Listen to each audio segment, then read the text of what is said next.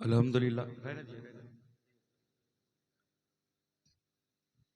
الحمدللہ اسٹیج پر وہ ذات کی جلوگری ہوئی، یعنی ہم سب کے کعبہ دل شہزادے غوث اعظم جلالت العلم جانشین حضور اشرف الاولیاء حضور تاج الاولیاء حضرت علامہ مولانا ڈاکٹر سید محمد جلال الدین اشرف اشرفی الجیلانی سربراہ اعلیٰ مخدوم اشرف مشن پنڈوا شریف۔ غوث پاک کی بات ہوگی اور اولاد غوث پاک کی زبان ہوگی انشاءاللہ۔ بیان اب انہی کا سننا ہے۔ میں آخری بات صرف سرکار غوث پاک کا ایک فرمان سناؤں، اس کے بعد تقریر ختم ہے نا؟ سننا چاہیں گے؟ غوث پاک کا فرمان، غوث پیران پیر دستگیر جن کی محفل میں ہم اور آپ شرکت کر رہے ہیں، اولاد غوث پاک موجود ہے۔ اپنی قسمتوں پر جتنے ناز کرو کم ہے۔ میں کہہ رہا تھا سلسلوں کا کام توڑنا نہیں ہے بلکہ سلسلوں کا کام جوڑنا۔ وہ غوث پاک کا فرمان سنیں، پیران پیر دستگیر ارشاد فرماتے ہیں، سنو، المحب لا یملک شیء، محب کی یہ پہچان ہے وہ خود کسی چیز کا مالک نہیں ہوتا۔ ہم سب غوث پاک کے محب ہیں یا نہیں؟ بولے چاہنے والے ہیں یا نہیں؟ صرف دسترخوان پر مانتے ہو، لنگر پر؟ اب غوث پاک کا فرمان سنا رہا ہوں۔ غوث پاک پیران پیر دستگیر ارشاد فرماتے ہیں، سنو، المحب لا یملک شیء یسلم کل الی محبوبہ، محب کی یہ پہچان ہے وہ خود کسی چیز کا مالک نہیں ہوتا بلکہ اپنی ہر چیز اپنے محبوب کے سپرد کر دیتا۔ سبحان اللہ، بے شک۔ اس غوث پاک کا فرمان، یہ اس غوث پاک کا فرمان ہے کہ جو 12 سال کی ڈوبی ہوئی کشتی کو پل بھر میں باہر، بے شک۔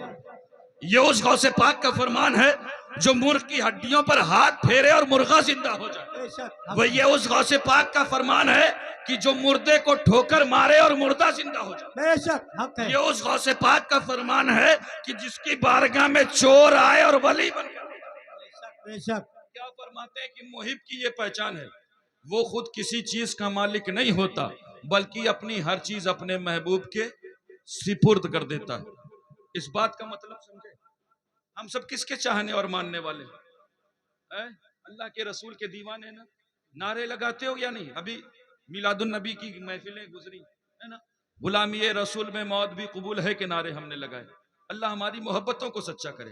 وہ پیران پیر فرماتے، سنو، محب کی یہ پہچان ہے وہ خود کسی چیز کا مالک نہیں ہوتا بلکہ اپنی ہر چیز اپنے محبوب کے سپرد کر دیتا ہے۔ اس بات کا مطلب سمجھے؟ اس بات کا مطلب یہ ہے کہ گھر اس کا ہوتا، گھر اس کا ہوتا ہے مگر شریعت رسول کی چل رہی ہے۔ بے شک۔ بہو بیٹیاں اس کی ہوتی ہیں لیکن لباس اور پردہ رسول کے حکم کے مطابق دے رہا ہوتا ہے۔ اولادیں اس کی ہوتی ہیں لیکن تعلیم مصطفیٰ کی دے رہا ہوتا ہے۔ عدالتیں اس کی ہوتی ہیں لیکن قانون مصطفیٰ کا چل رہا ہوتا ہے۔ ملک اس کا ہوتا ہے لیکن نظام مصطفیٰ کا چل رہا ہوتا ہے۔ یعنی وہ بندہ اندر سے باہر تک حضور کا غلام ہوتا ہے۔ سبحان اللہ، بے شک۔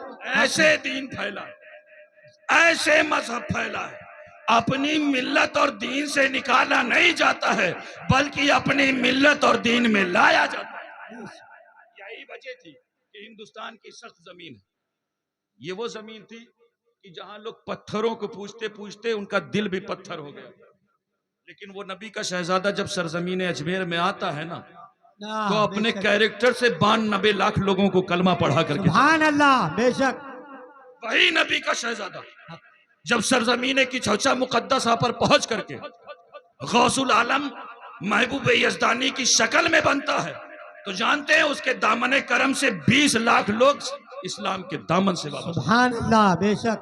اور وہی نبی کا شہزادہ جب آپ کے سرزمین بنگال میں آتا ہے، جانتے ہیں بنگال لوگ نام لیتے تھے، اگر آج صرف 10-12 سال پہلے تو لوگ کہتے تھے یار وہاں کے لوگ تو بہت اجڑ ہوں گے، وہاں تو اردو کوئی سمجھنے والا نہیں ہوگا، لیکن خدا کی قسم موجود ہیں حضور تاج الاولیاء۔ انہوں نے اپنی زندگی نا صرف گلشن مخدوم اشرف کو سینچنے میں صرف کر، سبحان اللہ، بے شک۔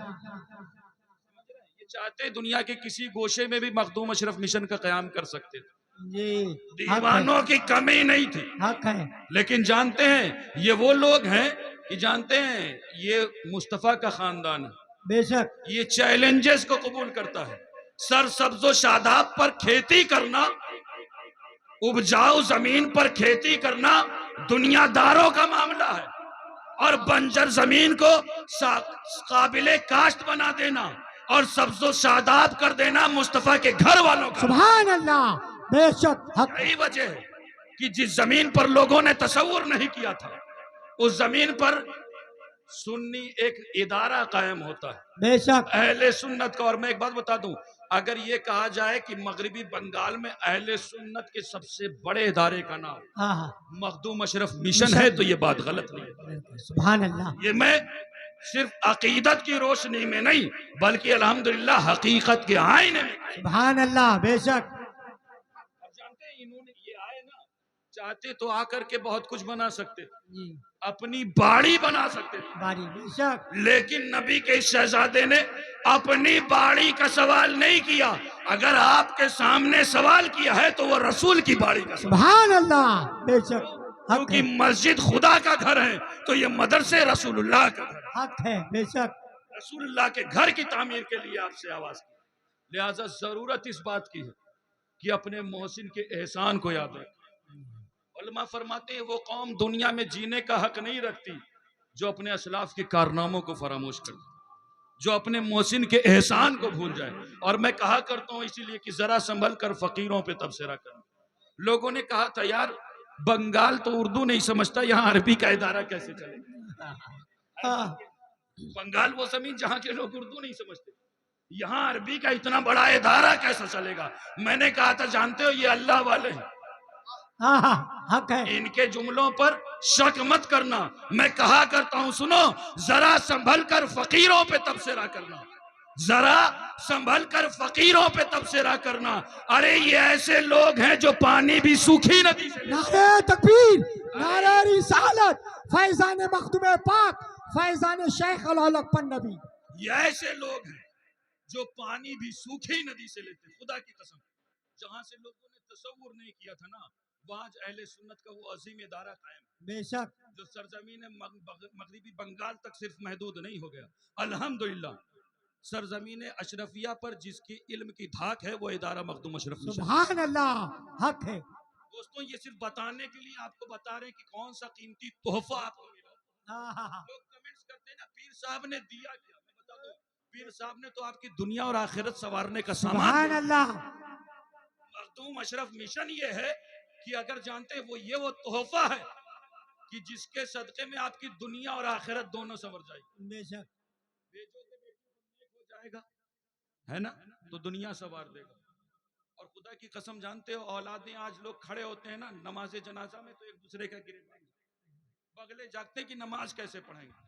اپنے بچے کو ادارے پر بھیجیں، مخدوم اشرف مشن بھیجیں، کچھ نہیں تو کم سے کم وہ اتنا سیکھ جائے گا کہ جب آپ منو مٹی کے نیچے دبے ہوں گے نا تو وہ آپ کے لیے دعائے مغفرت کر سکتے۔ سبحان اللہ لہذا ضرورت اس بات کی کہ اپنے بچوں کو مصطفیٰ کی شریعت سکھائیں، قرآن کی تعلیم سے وابستہ رکھیں، کیونکہ اے قوم وہی پھر ہے تباہی کا زمانہ، اسلام ہے پھر تیرے حوادث کا نشانہ، اور مٹتے ہوئے اسلام کا پھر نام جلی ہو۔